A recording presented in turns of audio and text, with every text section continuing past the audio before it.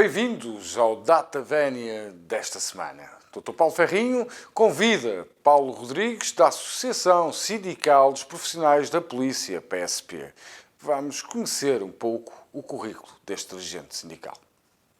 Paulo Rodrigues é presidente da Associação Sindical dos Profissionais da Polícia desde 2006, membro do Conselho Europeu de Sindicatos da Polícia e membro do Conselho Superior de Polícia. Está também em comissão na Unidade Especial de Polícia, UEP-CI. É uma honra enorme termos connosco Paulo Rodrigues, da Associação Sindical dos Profissionais da PSP. Agora é a tua vez, Paulo Ferrinho. Passo-te a bola. Muito obrigado, Paulo, por mais um Data Vénia. Vamos tentar seguir os exemplos dos Data Vénias anteriores e hoje vamos falar de um tema particularmente difícil, por ser que está na ordem do dia, e também porque envolve as forças e serviços de segurança. E temos um excelente convidado, que é um convidado que tem muitos anos de polícia, que é o Dr. Paulo Rodrigues, que é o presidente da Associação Socioprofissional dos Profissionais de Polícia, que tem um lastro e um histórico de atividade, não só a nível sindical, mas também dentro da própria PSP, porque conhece a realidade nacional pelos contactos que tem. E desde já agradecer-lhe a sua presença e a sua ajuda a tentar simplificar esta linguagem do direito aqui relativamente a estes serviços, o que são forças e serviços de segurança, porque muitas das pessoas pensam que estas designações não têm a substrato legal, mas elas derivam todas dessa questão. Antes de lhe passar a palavra, introduz o tema, e obrigado mais uma vez pela sua presença, só dizer aos nossos telespectadores que Forças e Serviços de Segurança, existe um artigo na Constituição, que é o artigo 272, que define o que é polícia.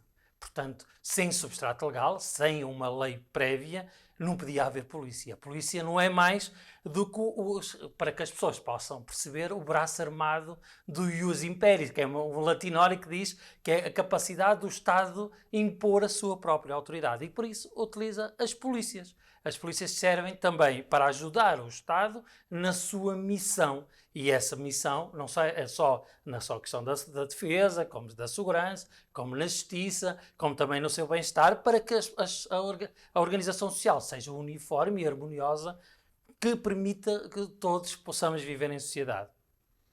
Este artigo 272 é corolário de outro, que é o artigo 27, que diz que toda a gente, todo o cidadão português, tem direito à liberdade e à segurança, que é um direito constitucional operativo, é um direito de liberdade e garantia operativo, quer dizer que de imediata aplicação, e tem como o substrato a lei ordinária, quer dizer a infraconstitucional, a lei que está abaixo da Constituição, que define a polícia, é a lei de segurança interna, que é aí mais ou menos que vamos derivar a nossa conversa. A Lei de Segurança Interna, que é a Lei número 53/2008, vem dizer no artigo 25 que são forças e serviços de segurança. E que são isto? São organismos públicos, estão exclusivamente ao serviço do povo português, são rigorosamente partidários, portanto não têm qualquer influência dos partidos, nem podem fazer a atividade partidária e política, e concorrem para garantir a segurança interna. Isto é, para que a sociedade consiga respeitar as regras que o legislador na Assembleia da República ou o Governo decidiram implementar na sociedade portuguesa. E esta é a definição jurídica que vem na Lei de Segurança Interna, no artigo 25.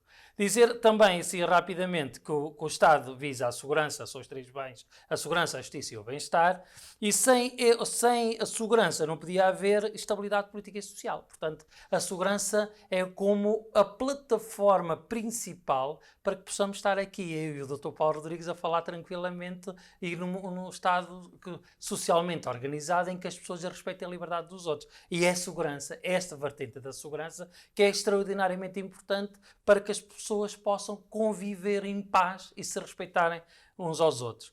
As áreas da intervenção da segurança têm a ver com as informações, depois o Paulo já nos vai explicar um pouco mais o que é as informações, a questão da manutenção da ordem pública, a questão da prevenção geral da criminalidade e a coadjuvação da investigação criminal. Relativamente para que isto se opere, né, o sistema operativo disto, tem a ver com as políticas públicas de segurança, em que o Estado, o Governo, que é o gestor do Estado, pela Constituição, visa estas políticas públicas de segurança, visam, sobretudo, prevenir ameaças e riscos, né, relativamente aos cidadãos, às instituições democráticas, às infraestruturas e às próprias forças e serviços de segurança. Também tem avaliação de risco de, sobretudo, poderem ter ameaças de intervenção externa para pôr em causa a estabilidade das forças e serviços de segurança. Em Portugal, rapidamente, só dizer que existe um sistema dualista, existem 3 sistemas, o monista, que é só de uma polícia a nível nacional, o dualista, que normalmente que é o sistema português, que tem 2 polícias, uma vertente militarizada, que é a GNR, e outra vertente civil, que é a PSP, e depois existem os pluralistas. Embora Portugal caminhe para a questão pluralista, porque existem mais de 15 órgãos de polícia criminal, polícia, portanto, onde depois deriva um pouco, embora a doutrina venha dizer que somos mais dualistas e com ramificações para o pluralismo. Dizer que a PSP foi criada em 1986, não é? E assumiu o nome de Polícia de Segurança Pública em 1927. Desde 1994, que é uma coisa muito importante para os colegas que trabalham na PSP, que é a questão da força militarizada. Passou a ser uma força apenas e só de intervenção civil, que foi uma mudança radical que até teve a alteração de paradigma, sobretudo no Código Deontológico e no Código Disciplinar, que abandonaram o regime disciplinar que estava muito associado aos militares. Por último, só para explicar, antes de passar a palavra ao Paulo Rodrigues, utilizei o critério formal, que é aquele que se distingue as forças de segurança. Existem 4 critérios, o critério formal ou jurídico foi aquele que eu utilizei. Existe o critério material, que tem a ver, que distingue o que são forças armadas e o resto, portanto é o critério material. Há o critério nominal, que diz quais são, relativamente àquilo que elas fazem propriamente dito, as missões muito intrínsecas. Depois há o critério estrutural, que resulta das próprias organizações, se é militar ou não militar.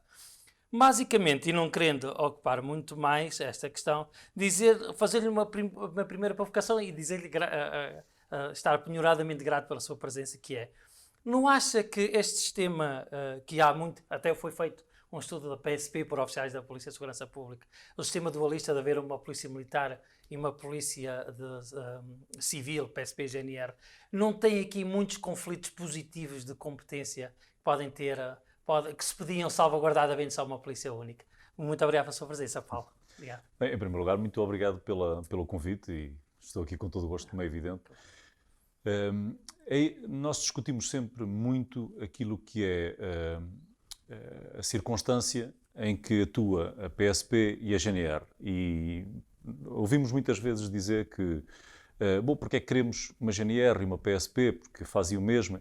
Na verdade fazemos o mesmo, ou seja, se formos olhar para os estatutos da PSP ou da GNR, e as leis orgânicas essencialmente, não tanto os estatutos, mas as leis orgânicas, vemos que a diferença que existe, primeiro, tem a ver com a forma, ou seja, o facto da GNR ser uma hierarquia militarizada e militar, e a PSP ser neste momento ter uma hierarquia, uma orgânica civilista. E depois vemos que a diferença, para lá disto, é em termos territoriais, porque o resto há competências desde o policiamento direcionado, seja policiamento de proximidade, direcionado para os idosos, para a escola segura, etc., faz a GNR, faz a PSP. Temos depois competências no âmbito da investigação criminal, de acordo com a lei da Organização de Investigação Criminal, mas é a mesma circunstância na PSP e na GNR. E depois temos aquilo que são as unidades especiais. Portanto, no fundo, o que nos diferencia, por assim dizer, é o regime interno, por assim dizer, e em termos geográficos, a zona de atuação. Basicamente é isto que nos diferencia. E claro que, e já está neste momento a ser discutido, a possibilidade de partilhar serviços por isso mesmo. É que, basicamente, aquilo que é o grande gasto com estas polícias, tirando os vencimentos, como é evidente, porque são 2 instituições que vivem essencialmente recursos humanos, a verdade é que há uma plataforma logística muito pesada, tanto na PSP como na GNR, que, em algumas situações, podia ser partilhada. E essa partilha iria poupar, com certeza, ia ser muito mais racionado, não só os meios e os equipamentos, mas também sairia muito mais barato. E, portanto, nós defendemos, a determinada altura, uma única polícia. Mas isto foi defendido por oficiais da PSP, Sim, com um estudo formal e apresentação formal, segundo me recordo, não foi? A única diferença, e a ASP fez isto também, não fez um estudo tão elaborado como os oficiais de polícia. A única diferença que havia é que nós aceitávamos que houvesse uma polícia única desde o momento em que ela fosse civil. Porque consideramos que, neste momento, e depois de tantos anos após o 25 de Abril, consideramos que não é necessário ter uma polícia que seja, no fundo, gerida, por assim dizer, por militares. Consideramos que deve haver uma escola de polícia e que essa escola de polícia deve formar todos os polícias. E, portanto, se um dia se for discutido o sistema de uma única polícia em Portugal, nós defenderemos sempre que, se essa polícia, estamos de acordo que seja uma única polícia, desde que ela seja civil, seja civilista e que haja uma escola que forme oficiais de polícia, que forme polícias para desempenhar segurança interna. Mas não acha, Paulo, o Paulo é um reportado sindicalista com muitos anos não se pode dizer um sindicalismo menos formal, porque a PSP tem um estatuto próprio, é uma associação pró-sindical, portanto, que não... É só explicar aos seus telespectadores, por exemplo, a diferença. É uma polícia civil, mas não tem direito a greve porque a Constituição não lhes permite, Sim, não é? Exatamente.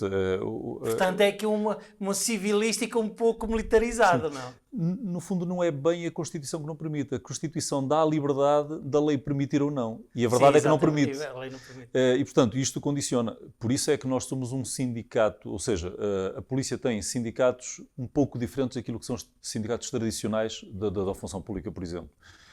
Eu, dando o meu exemplo, eu tenho 4 dias de dispensa sindical para desempenhar a atividade sindical. Todo o resto do tempo tenho que desempenhar a minha função, ou seja, sou dirigente sindical, mas continuo a desempenhar a minha função, neste caso, no meu serviço específico. Portanto, não há nenhum sindicalista na polícia que não continue a trabalhar. Enquanto que, por exemplo, se formos para a lei geral do sindicalismo em Portugal, permite que os sindicalistas estejam a tempo inteiro, sejam, no fundo, remunerados pelo Estado, mas a tempo inteiro. Na polícia isso não é permitido. Eu sei que vocês fizeram várias reuniões com o Ministério da Administração Interna e que uma das coisas que disseram que não podiam ter esse tipo de acesso de defesa do direito dos trabalhadores era por serem forças de segurança. Exatamente. Por exemplo, que é um handicap associado... Por exemplo, as forças de segurança, trago aqui, o Paulo deve saber, as forças de segurança não podem fazer greve, não podem filiar-se em partidos, nem podem concorrer às autarquias locais.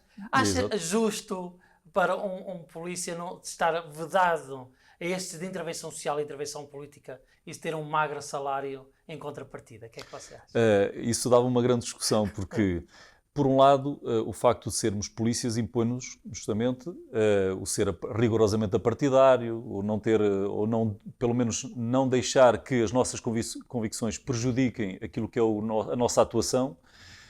E depois, ao mesmo tempo, permitir que possamos ser militantes ou de um determinado partido é um bocado... Ou seja, há aqui um conjunto de conflitos, não só institucionais, como em termos do próprio princípio daquilo que é o nosso trabalho. Agora, é evidente que isto limita muito a nossa intervenção social, limita a defesa dos nossos direitos, porque não ter o direito à greve é claramente um handicap, é uma arma extremamente importante. Mas, claro, o facto de sermos serviços de segurança, neste caso, sermos uma polícia, eu percebo que quem analisa a possibilidade de nós podermos ter direito à greve, podermos ter uma intervenção, se calhar, política mais ativa, eu percebo que haja aqui alguma ponderação. Agora, o que eu acho é que os polícias, pelo facto de não ter um conjunto de direitos como qualquer outro cidadão, deviam ter uma remuneração compatível. E se nós olharmos, por exemplo, para alguns países, nomeadamente a França, os polícias também não têm um conjunto de direitos. Não têm, por exemplo, o direito à greve também, mas têm uma compensação pelo facto de não ter direito à greve. Ou seja, sim, o Estado português que importou o modelo francês, que chama-se o modelo Gendarmerie, não é? Sim. E esqueceu-se de importar também os salários, é isso que está a dizer, não é? Os salários e as compensações pelo facto de não termos determinados direitos, porque aquilo que seria lógico, todos os cidadãos portugueses têm um conjunto de direitos. E todos aqueles, pelo facto de desempenhar uma determinada função, não têm 5 direitos, por exemplo, estamos a dar um um exemplo assim um bocadinho simplista, mas é isto para se perceber. Se temos menos 5 direitos, devíamos ter um salário compatível para compensar esta falta, ou seja, esses 5 direitos nós não temos por facto de desempenharmos aquela função. Isso não acontece. Acontece em alguns países, aqui em Portugal não acontece. E por isso também nós temos muita dificuldade em conseguir alcançar determinados direitos que, se formos ver aquilo que os sindicatos reivindicam, grande parte do que reivindicam é para melhorar a instituição. Ou seja, no fundo estamos a reivindicar para melhorar o serviço que prestamos ao cidadão. E isso nunca lhe é dado tanta atenção como deveria. Porque, por norma, pensa-se que os sindicatos... Fala-se muito que a Polícia de Segurança Pública e a GNR, que são cerca de 45 mil colegas, não é? Portanto, pessoas que estão nas forças de segurança, têm uma capacidade reivindicativa muito acima de outros setores, porque têm armas ao coulter, não é? É verdade, concorda com esta expressão? Não, pelo contrário.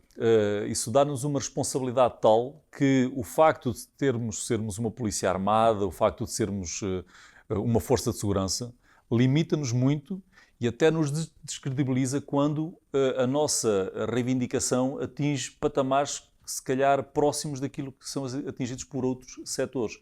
Por exemplo, quando nós realizamos uma manifestação, a atenção é redobrada, mas em termos da população, se a população não compreende a nossa reivindicação, o nosso protesto não valeu de nada. Ou seja, nós precisamos muito do apoio da sociedade e se fôssemos outro setor, há setores que não têm apoio da sociedade, mas conseguem os seus direitos. Acha que aquelas manifestações foram feitas à frente da Assembleia da República, onde houve algumas quesílias, algumas querelas, algum movimento menos positivo em termos sociais, beneficiou ou prejudicou mais a PSP na luta que estava a fazer? Naquela circunstância... Não é só PSP, GNR, estavam guardas prisionais também, acho eu. Eu acho que naquele momento, e tendo em conta o que se estava a discutir, e estamos a falar de uma lei 12A, a Lei de Vínculos e Carreiras da Função Pública, que englobou pela primeira vez a PSP, e que, no fundo, a PSP e a GNR sempre foram vistos como corpos especiais da administração pública, e a partir daquele momento a PSP deixou de ser.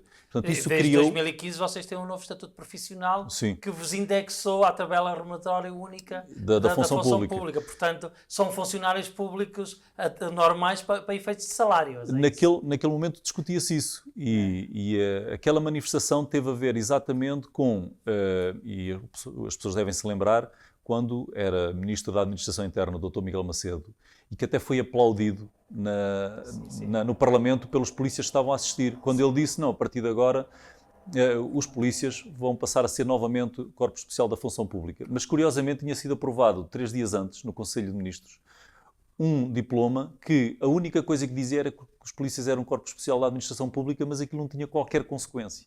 E os polícias, sem ter lido o documento, bateram palmas. Quando se aperceberam do documento, viram que tinham sido enganados claramente. E então essa manifestação é um pouco a revolta de uma tentativa de enganar numa situação tão importante como aquela que era, porque o facto de na altura deixarmos de ser corpos especiais da administração pública, tiravam-nos tudo aquilo que eram os direitos que nos davam os corpos especiais, mas não nos davam os direitos que ganhávamos por não sermos os corpos especiais da função pública e que eram os direitos que tinha a função pública. E isto, como é evidente, ou seja, deixámos de ser corpos especiais da função pública, da administração pública, mas só para os deveres e não para os direitos. E isso criou, de facto, uma revolta grande e levou a essa manifestação.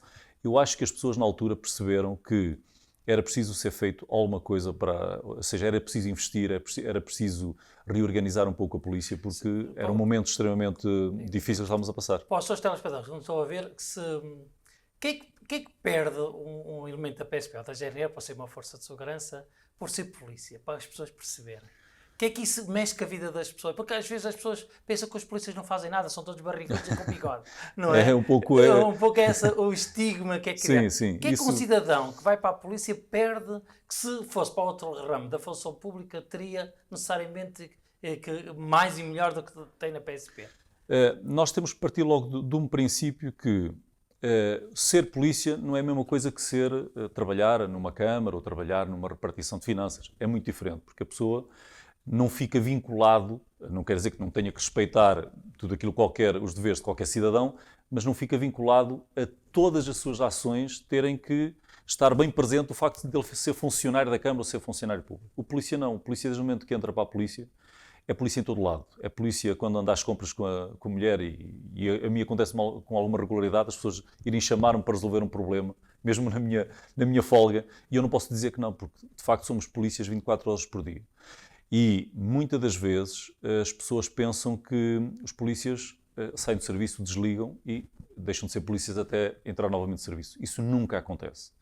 E por isso, grande parte das vezes nós dizemos que ser polícia não é uma profissão, é quase um modo de vida, porque logo no primeiro dia, pelo facto de sermos polícia, levamos atrás toda a família, porque a família passa a ser também a mulher do polícia, o filho do polícia. Há sempre uma responsabilidade enorme que cai nas costas daquela pessoa, daquele cidadão que passou a ser polícia. E depois, quer dizer, é o facto de ele não poder, basicamente, ter outra atividade. Não, por exemplo, E a questão dos turnos, que é sempre... que as pessoas às vezes pensam que os polícias têm horários assim muito folgados. É verdade, pode-nos adiantar um pouco. Eu acho que era importante que a polícia demonstrasse mais aquilo que de facto é e aquilo que é a realidade do dia-a-dia. Às vezes tentamos esconder até um bocado, não digo por vergonha, mas para as pessoas não saberem as fragilidades que temos. Mas às vezes eu acho que era importante irmos mesmo àqueles pormenores que são extremamente importantes e que, por vezes, condiciona aquilo que é o nosso serviço. Mas o polícia perde completamente, ou seja, o horário é um horário simbólico, porque hoje penso que amanhã estou de folga e de um momento para o outro deixo de estar. Passado meia hora tenho uma chamada a dizer, olha, tens que ir trabalhar porque tivemos esta situação e é preciso. E tendo em conta a redução de efetivo, por exemplo, São João do Porto, 23, 24, ontem e hoje, todos os polícias do Porto não puderam gozar folgas. Toda a gente esteve a trabalhar, uns de prevenção, outros a trabalhar no ativo, ou seja, ninguém pôde gozar folgas. E isto aconteceu no dia 22, ou seja, no dia 22 os polícias souberam que aqueles estavam de folga, 23, 24 deixaram de estar. E isto condiciona, como é evidente, é as famílias que sofrem, é toda a qualidade de vida que o profissional sofre. Depois não pode ser candidato, não se pode envolver politicamente, não pode participar em associações que de alguma forma tenham um cariz religioso, político, não pode ter outra atividade paralela. Enquanto, por exemplo, vemos muitas das vezes outros profissionais dar aulas ou dar formação ou desenvolver uma atividade paralela até privada, uma loja de roupa, ajudar a mulher. Nós não podemos. E para que as pessoas percebam, por isso tudo, por a abdicação desses direitos, não é? A ablação desses direitos, um polícia deve ganhar muito, não? Ao início de carreira. Sim, ganha neste momento um polícia que acabou, e por acaso vão-se apresentar no final deste mês em Lisboa, o pessoal que acabou o 15º curso de agentes e vão ganhar um salário muito bom que significa 785 euros. Esse é o salário que eles vão ganhar. Depois depende se Para as pessoas perceberem, o salário mínimo na função pública é 635 euros. Exatamente. Portanto, é cerca de mais 150 euros para cobrir essa perda toda de direitos de intervenção social, política e de familiar, de estabilidade familiar. Depois pode haver acréscimos se o elemento fizer turnos ou não fizer, mas estamos a falar que nunca o polícia, mesmo estando na parte operacional, tendo todos os suplementos, dificilmente ganha mais de 880 euros. Portanto, esse é o máximo que ele poderá ganhar no início de carreira. E isto Paulo, pegando nessas palavras e sabendo que dessa atividade, que a polícia é uma missão, não é? Sofre-se, é uma ligação emocional à farda e ao serviço. E é por causa disso, a perda de direitos, a questão de contender com as famílias, que a PSP e a GNR têm levado um número enorme de burnout. Burnout que é o esgotamento derivado do exercício da profissão e tendo uma taxa de suicídios muito acima da média. Como é que explica isso? Tem a ver com esta realidade também? Tem. Por vezes ouvimos dizer a próprias instituições, tanto na PSP e na GNR, que, o problema não é oriundo da PSP ou da polícia ou da GNR, mas sim de questões pessoais. Mas depois, quando vamos ver quais são as questões pessoais, elas derivam justamente... Os problemas pessoais, muitas das vezes, começam... São importados do trabalho, não é? Do trabalho. Exatamente. Primeiro, justamente por isso, porque a taxa de divórcios é muito grande. Porquê? Porque as pessoas têm horários que não são...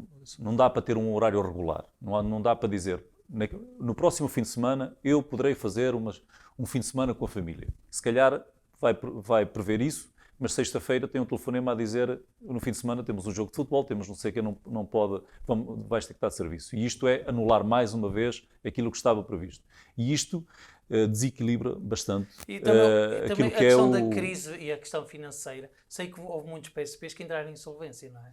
Houve bastantes, e todos tiveram uma particularidade, que era sempre problemas familiares, ligados ou questões conjugais, que depois davam em divórcio, e depois a dificuldade de dar a volta por cima, porque há todo o processo de divórcio que por vezes é muito complicado e muito longo. Tudo isto acaba por ter um impacto extremamente importante naquilo que é a vida do polícia e que depois tem consequências, como é evidente, no próprio desempenho da missão.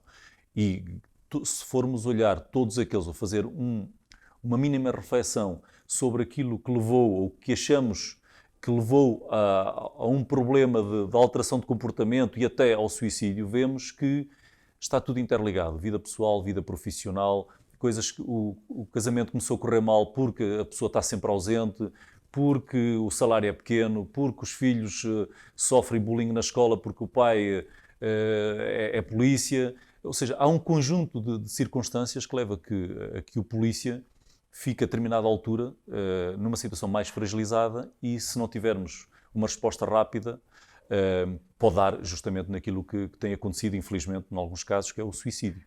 E nós sabemos, até porque têm sido feitos alguns estudos do âmbito da psicologia, e todos dizem que a questão do suicídio, ou seja, desde o momento em que é identificado um problema de alteração de comportamento a um cidadão que desempenha outra profissão, até ao momento em que ele pratica o suicídio, é sempre muito mais largo do que quando é com o polícia. Com o polícia, o problema é identificado hoje, passado 4 ou 5 meses, e isto sabe-se pelas estatísticas e pelas análises que têm sido feitas, que é muito mais rápido, desde o momento que se identifica o problema até ao resultado final, que pode ser o suicídio ou a tentativa de suicídio, é muito mais rápido que noutra profissão qualquer. Portanto, o impacto é sempre muito grande, porque o polícia continua a desempenhar a sua profissão e com todos os problemas pessoais que tem e que vão agravando. As pessoas já estão a ter um retrato diferente, e obrigado por ter a coragem de dizer essas palavras, porque às vezes a própria polícia tenta filtrar muita informação para que não mostre algumas vulnerabilidades, mas a polícia é feita de homens e os homens têm essas vulnerabilidades. E também somos vulneráveis ao Covid, não é? E a PSP tem sido vulnerável ao Covid, que eu tenho visto estatísticas onde existem muitos colegas seus que estão positivos dentro questionantes até o fecho de algumas esquadras. Não estavam preparados, a PSP não estava preparada para este fenómeno? Bem, eu penso que ninguém estava preparado para este fenómeno, esta situação. E no início, é verdade que olhámos para o problema com muito ceticismo. Mas começámos a prever logo o pior. E nós, logo na primeira semana, começámos a preparar-nos para poder chegar ao ponto de termos 50% dos polícias contagiados. E isto obrigava a uma reorganização interna e estava a ser preparada para isso. Até porque havia várias reuniões, não só com o Ministério, com a DGS, etc. Eu penso que na GNR também aconteceu o mesmo. Mas as coisas até não foram tão longe como nós prevíamos. E ainda bem. Mas mesmo assim tivemos cerca de 170... Há 3 semanas atrás tínhamos 173 casos positivos, ou seja, que eram positivos. É verdade que não tivemos nenhuma situação de morte e fomos gerindo. Houve esquadras que tiveram que encerrar, e ainda bem que houve a coragem por parte do Diretor Nacional de encerrar algumas esquadras, porque havia 2, 3 casos, então temos que encerrar. Porque isso permitiu que, por um lado, os próprios colegas sentissem um maior sentimento de segurança, porque trabalhar com aquela ideia de será que estou, será que não estou, e ao mesmo tempo para não contagiar outros cidadãos e outros polícias, inclusive. Portanto, houve essa coragem, tanto aqui em Rio Tinto, por exemplo, no Porto, como no caso junto de Santa Apolónia, na esquadra junto a Santa Apolónia. Houve ali 2 ou 3 esquadras que foram encerradas, e houve serviços, inclusive, que foram encerrados, E isso acho que essa coragem de encerrar, preparar, foi muito importante porque mesmo não tendo acontecido noutros pontos do país, deu a segurança e uma ideia de que havia, por parte da Direção Nacional, uma grande preocupação com o problema. E isso acabou por deixar as pessoas mais conformadas e mais seguras, por assim dizer. Paulo, vou fazer uma pequena maldade. Vai-me desculpar, mas tenho que fazer. Isto tem a ver uma maldade jurídica. Que isto é um programa jurídico, o Paulo é polícia. Imagino que eu sou seu comissário, mando para a rua e que diz aqui a resolução do Conselho de Ministros 45B de 2020 e comando para Lisboa que diz que só pode estar 10 pessoas na rua, não é? São chamados porque estão lá 14 pessoas, portanto, a partir da 11ª pessoa paga-se coimas, não é? Portanto, pode ser contraordenação ou crime. Se estão 14 pessoas, das 14 pessoas, o que é que o Paulo escolhe para as 4 para ficarem de fora? Bom, ou as 10 para ficar de fora e 4 para... Como é que se operacionaliza esta recomendação? É um bocado de maldade, mas gostava de saber. Não, mas é difícil e... Só uma forma de resolver uma situação destas é entrar mesmo na comédia, porque dizer a um polícia que agora vais ali e como há 16 ou 17 vais ter que identificar aquilo 2 ou 3 para podermos passar o auto de contornação. Era um bote expiatório quase, não é? Era difícil porque não há nenhum polícia que vá conseguir fazer isso. Porque se escolhe a mulher é porque é logo rotulado que há um problema ali com o machismo e não sei quantos.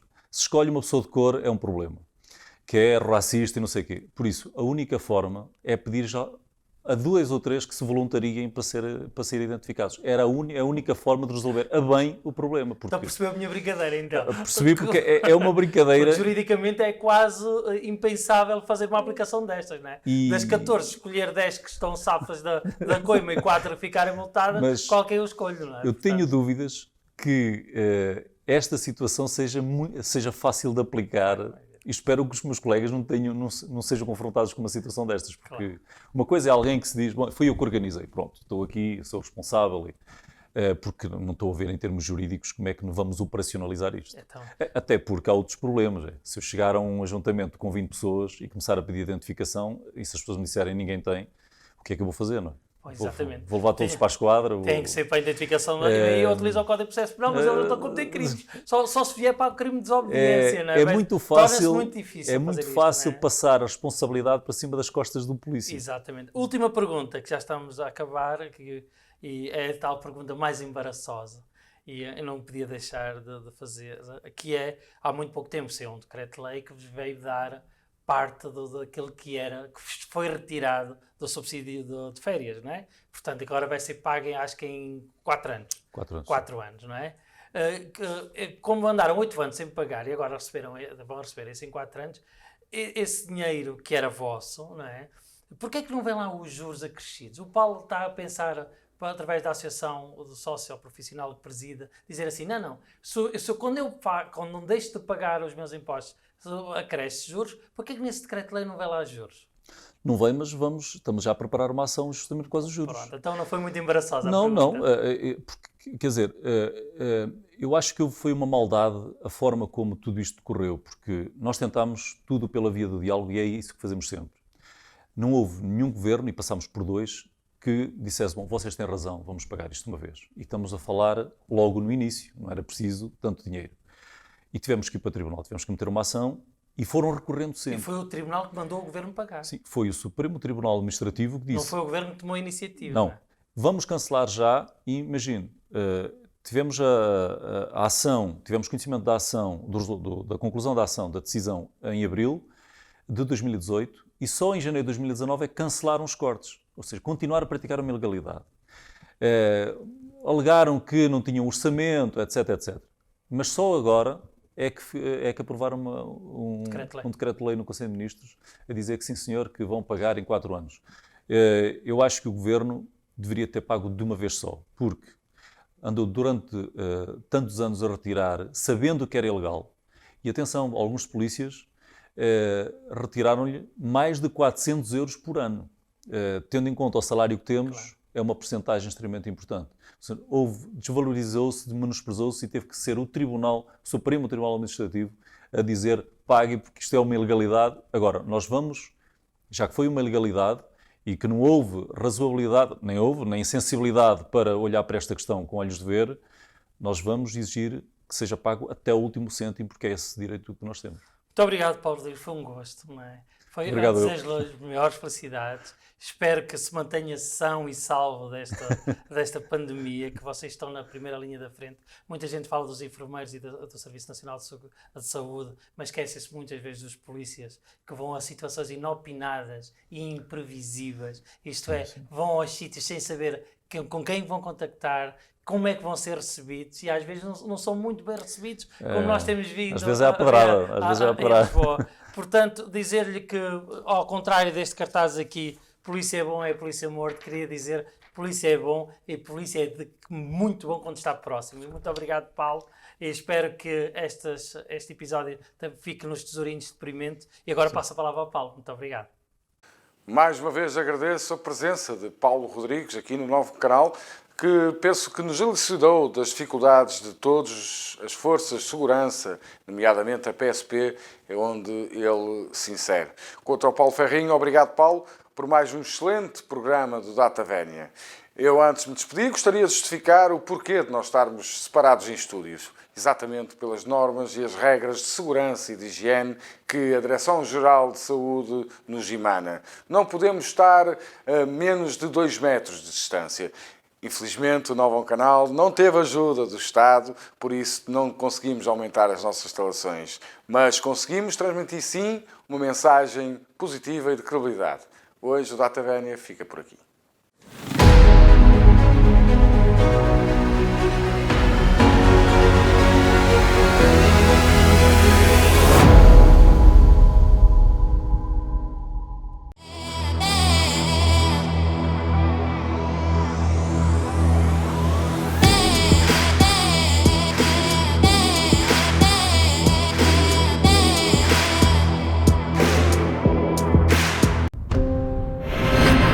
Novo Canal.